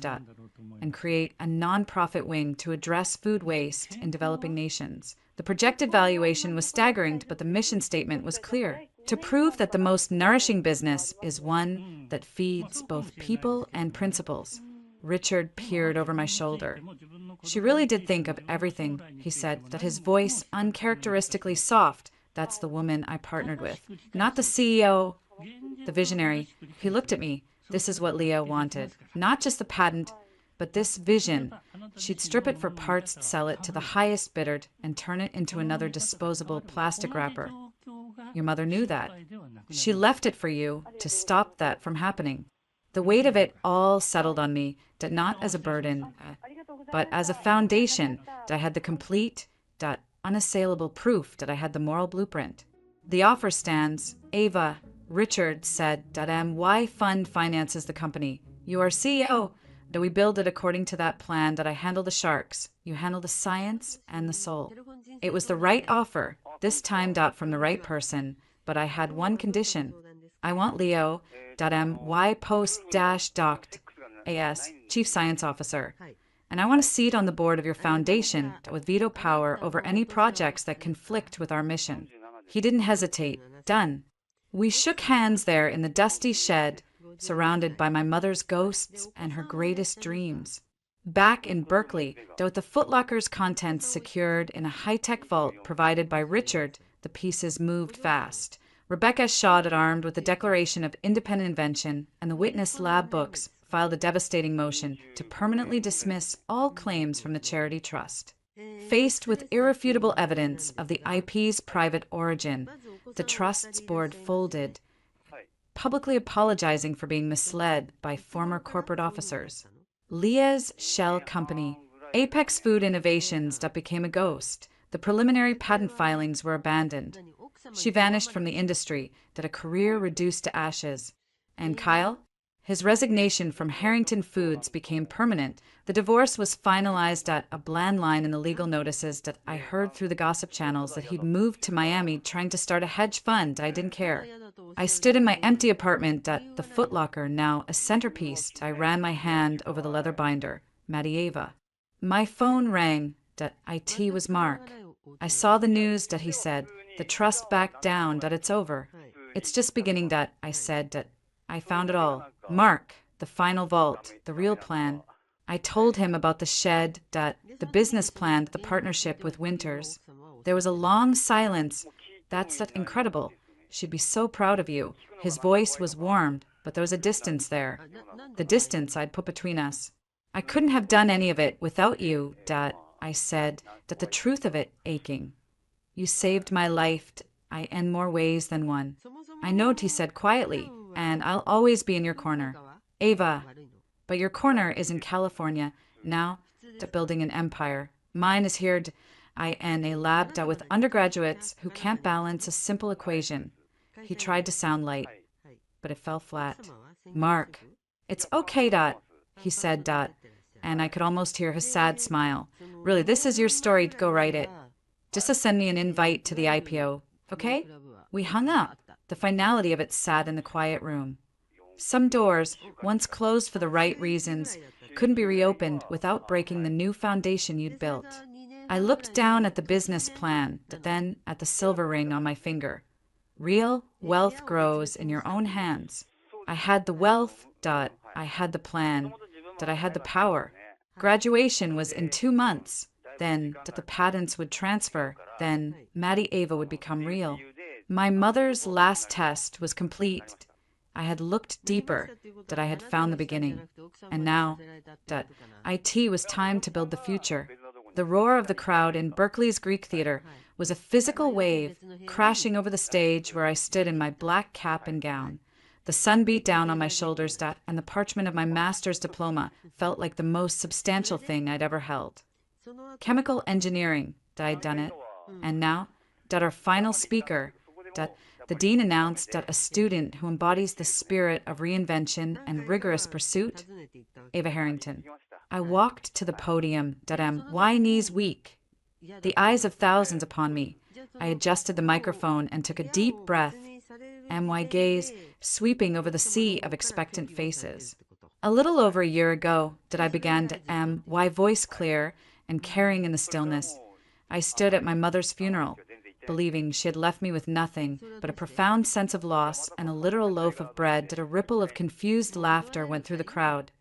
I thought it was a cruel joke, a final lesson in disappointment. I was wrong. IT was a final lesson in independence. She didn't leave me an inheritance. She left me an invitation to build my own. I held up my right hand, the silver ring catching the sun.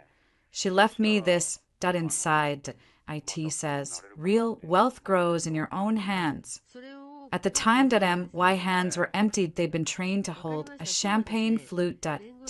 Applaud politely.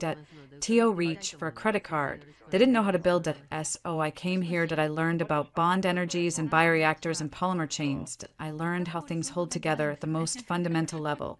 And in doing so, I learned how to hold myself together. I found Dr. Thorne and Leo in the audience. Gave them a small nod. I learned that the greatest sustenance doesn't come from what you're given, but from what you create from the raw, humble ingredients of your own effort and curiosity. Why mother? Madeline Harrington was a brilliant scientist who became a successful businesswoman. But her greatest creation wasn't a product or a company. IT was the belief that I could do it, too. Even if she had to leave me with nothing but a breadcrumb trail to follow to. Find that belief in myself. I looked out at the graduates. So, you leave here with your hard-earned degrees, to remember. You're not just holding a diploma. You are holding proof that you can learn, you can struggle, you can build. Don't wait for an inheritance. Don't chase someone else's definition of wealth. Grow it yourself, in your own hands. Thank you. The applause was deafening. I walked off the stage. I felt my mother's presence not as a ghost, but as a fulfilled promise. The celebration that night was held in a sleek San Francisco event space overlooking the bay, funded by Richard Winters, but bearing the name Maddie Ava Ventures on every discrete sign. It was a mix of Berkeley faculty, Richard's industry connections, and my small circle of friends, and a swarm of curious venture capitalists who'd heard the graduation speech and smelled a story and a deal. I moved through the crowd in a simple but elegant navy dress, accepting congratulations. Chloe was there, beaming, already hired as our head of biotech research. Leo stood stoically by the canapes, looking profoundly uncomfortable but proud. Richard found me near the floor-to-ceiling windows, the city lights twinkling behind him. He handed me a glass of champagne, a good speech, sentimental but with backbone. The press loved it. Bread heiress bakes her own future. He smirked. The patent transfer from the trust is complete as of 5 p.m. today. It's all yours officially. The papers are in my office for you to sign on Monday, making Maddie Ava Ventures a legal entity, with you as majority shareholder and CEO. The words should have felt like a triumph. They mostly felt like a colossal responsibility. Thank you, Richard, for believing in this. I believed in your mother. He corrected gently.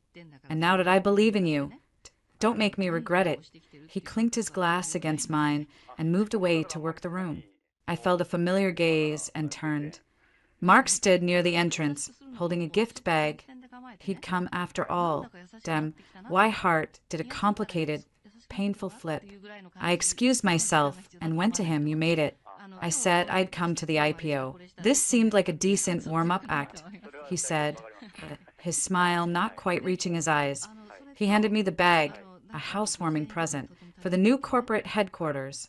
Inside was a beautiful, antique brass microscope, the kind used in old university labs, a card read.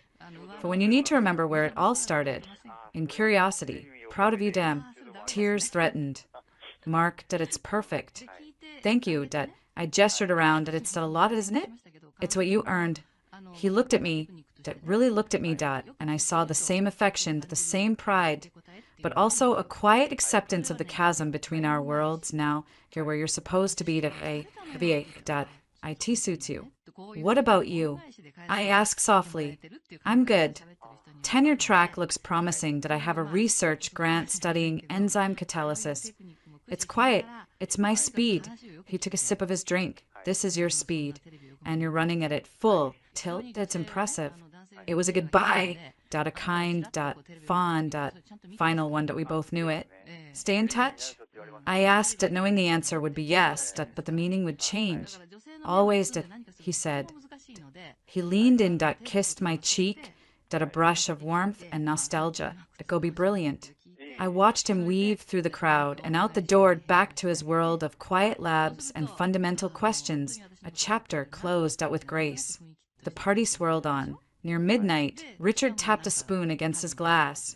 If I can have your attention, a toast to our CEO, Ava Harrington, and to the official beginning of Maddie Ava Ventures, and a preview of that future. He nodded to a server, who wheeled out a small cart that on it was a simple wooden board. On the board was a single, beautiful loaf of bread, crusty and golden. But beside IT, a clear case, was a stark, powerful comparison. A slice of ordinary bread, hard and stale, and a slice of our bread preserved by the Harrington mesh, still soft and pliable after 6 weeks. The first tangible product of our core technology, Richard announced, not for sale, symbol, of preservation, of legacy, of sustainable nourishment. The crowd clapped and intrigued.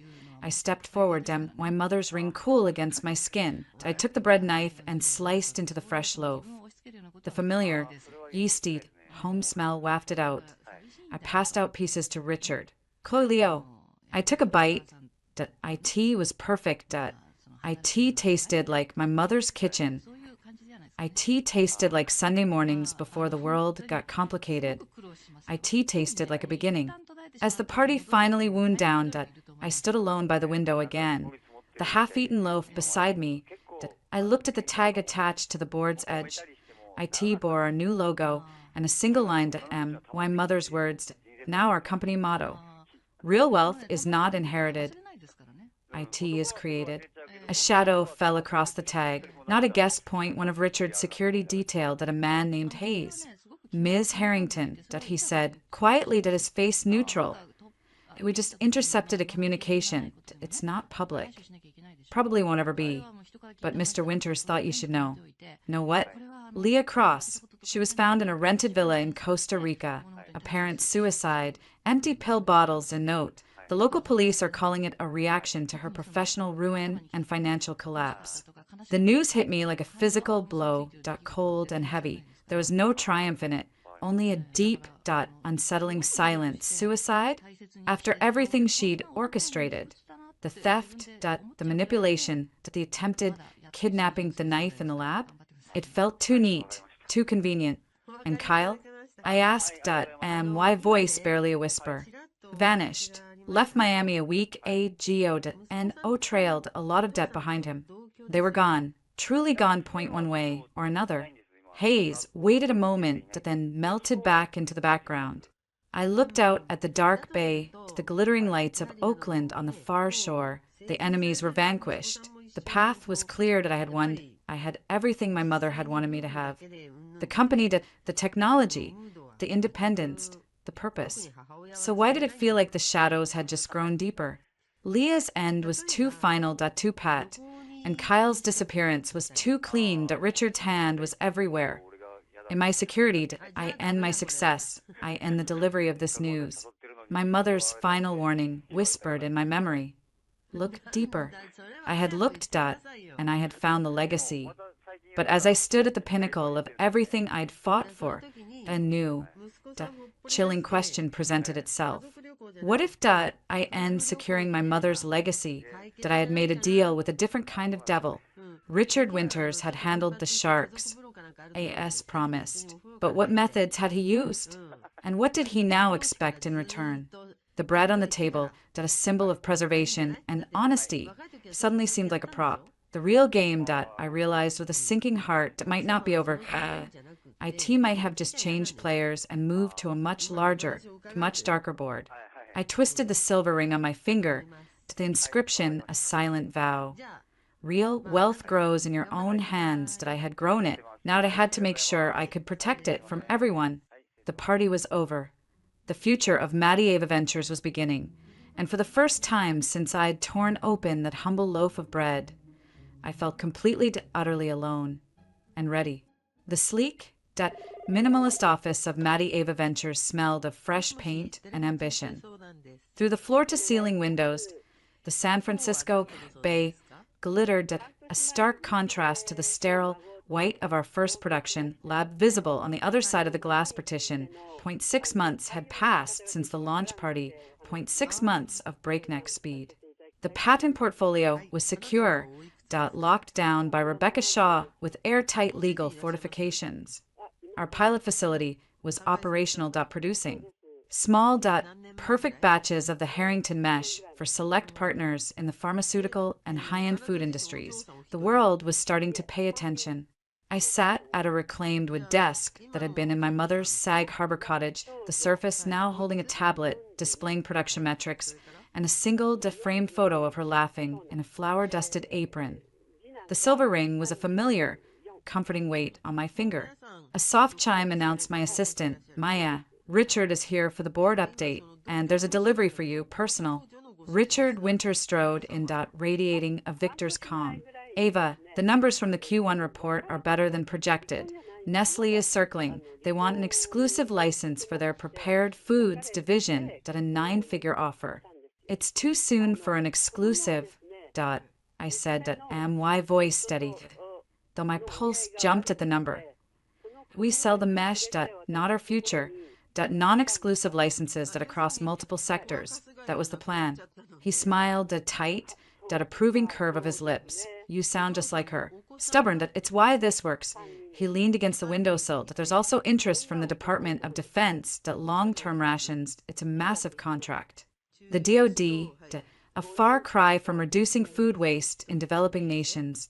I felt the first tug of the current that will evaluate it against our ethical guidelines, I said, meeting his gaze. Of course, his eyes held mine for a beat too long. The guidelines you wrote, I respect that. He pushed off the sill. The board is pleased. Ava, deeply pleased, keep it up. He left, and the air in the room felt thinner. The board was his board. The guidelines were my only leash. Maya brought in the delivery. A long, white cardboard box, the kind that holds flowers. There was no card. Inside, nestled in green tissue paper, there was a single, perfect stem of belladonna, deadly nightshade. Its purple, bell-shaped flowers were deceptively beautiful, its black berries gleaming like poison jewels. A cold fist clenched in my stomach. This wasn't from a well-wisher. It was a message, a threat, I see your beautiful success. I can poison it. Kyle? He was a coward, not a gardener. Leah was gone. Who else? A rival company. A disgruntled former Harrington Foods exec. My phone buzzed at AN, encrypted message from a number I didn't recognize. The bread rises. But who controls the oven? A friend of a friend suggests you audit your seed funding. Chapter 3. Paragraph 7. A well-wisher. Seed funding. Richard's initial investment. I called up the final funding agreement on my tablet. My fingers suddenly cold. I'd been so focused on the patents, the IP, the grand vision, that I'd let Richard's lawyers handle the corporate structure, that I found a clause. Chapter 3. Paragraph 7. In the event of a change of control at Maddie Ava Ventures or the incapacitation/departure of CEO Ava Harrington, all intellectual property rights revert to a holding company owned by Winterstone Capital, Richard's fund, for a period of not less than. The words blurred. Incapacitation.it was standard boilerplate. Rebecca had said protection for the investors, but paired with the belladonna. Richard wasn't just my partner. He held a sword over the entire company. My company, my mother's legacy. All he needed was for me to be gone, or deemed unfit, and it would all slide into his hands. He'd have the technology, the momentum. Without the moral compass, he could sell to Nestle, the Dio, anyone. The well-wisher. Who? Someone inside Winterstone? Someone who knew Leah? Someone who saw the same shadows I was starting to see? I carefully placed the belladonna stem back in its box. This wasn't an attack from a fallen enemy. This was a warning about the allies standing next to me. I needed leverage, not legal leverage. Rebecca had ensured the IP was mine, but operational leverage, something Richard needed that only I could provide. My eyes fell on the production metrics. The Harrington mesh was perfect, but it was dependent on the proprietary yeast strain. The C.My mother's original genetically coded starter. We kept the master culture here. Our secure on-site bioreactor. The production instructions were locked in my mind and in a single physical encrypted notebook, a holdover from my mother's distrust of clouds. The notebook was in a safe in my apartment. The safe's combination was the genetic barcode from the bread. Richard had the business, but I had the lifeblood of the business, the secret in the seed. A plan, dangerous and clear, began to form that I couldn't confront him. Not yet. He was too powerful, too entrenched that I had to make myself indispensable, but then untouchable. I called Leo into my office. The yeast strain for batch 47. I said, why voice all business? The polymer yield is down 2%, and I want to run a full genomic sequence to check for drift. And I want you to personally handle IT. And one else touches the master culture. Leo, who valued precision above all, nodded. Of course, a 2% variance is significant. I'll isolate a new master sample from the original archive. The original archive that I emphasized, not the production copy, used the cryopreserved vial from Sag Harbor, the one only he and I knew the location of. I will create a new verified master, he said, understanding the unspoken gravity. He was protecting the heart of the technology. Next, I went to the lab myself. I bypassed the shiny new equipment and went to a small, old-fashioned laminar flow hood. Inside was the sourdough starter, descended from my mother's, kept alive for sentimental reasons. I fed it with organic rye flour and water, the ritual calming my nerves. From my pocket, I took the silver ring off my finger, using a micro-engraving tool from a jewelry repair kit. I carefully, under a magnifying lens, etched the genetic barcode sequence into the inner band. Right over my mother's inscription, IT, was a risk. If it was noticed, IT would raise questions. But I needed it close to hidden in plain sight that I slipped the ring back on. The tiny grooves were invisible to the naked eye. Finally, I went to the secure server room, I had administrative access to everything, I created a dead man's switch, a packet of data, the complete, unredacted research notes, the Declaration of Independent Invention, the video from the USB, was encrypted and set to be automatically emailed to Rebecca Shaw at the New York Times. And the FTC if I failed to enter code every 72 hours. I was building a fortress within the castle Richard had helped me build. A week later, a board meeting, the tension surfaced. Richard laid out the Nestle offer again, but more forcefully. Ava. Exclusivity guarantees stability. IT allows us to scale with confidence. Scale at the cost of our mission? I countered. Keeping my voice level. We said we'd prevent monopolization of this technology. An exclusive license to a giant is monopolization. Sentiment doesn't pay the bills. My dear, said another board member, a venture capitalist named Dryden with cold eyes. Growth does. And a DoD contract is growth on steroids. The DoD application is for extended life field rations, I said, that aligns with reducing waste and nourishing people in extreme conditions. I'm open to it, on a non-exclusive, auditable basis. Nestle wants it for snack cakes to stay soft on shelves for a year. That's not our vision. The vision needs to be fiscally responsible. Dryden snapped. The vision is the product. I shot back, leaning forward. People aren't investing in a polymer. They're investing in a story of sustainability, of ethical science. That story is worth more than any exclusive license. Kill the story, and you kill the premium. I looked directly at Richard. You said you believed in my mother's vision. Was that just a line to get me to sign? The room went silent. Richard held my gaze, a new calculation in his eyes. He saw not a grieving daughter he could guide, but a CEO with a spine, a potential problem. Of course, not, he said, smoothly, breaking the stare. Ava's point about brand narrative is valid. We'll pursue the Nestle deal on a non-exclusive basis for their ready meal division only, and we'll engage with the DoD with Ava leading the ethics review. Satisfied? It was a tactical retreat. He'd yielded. But he'd also isolated me as the obstacle to pure profit. The belladonna stem flashed in my mind. After the meeting, he cornered me in the hallway. You're playing a dangerous game. Ava, the board has expectations, and I have boundaries. Richard, we had a deal. I'm the CEO. I set the strategy.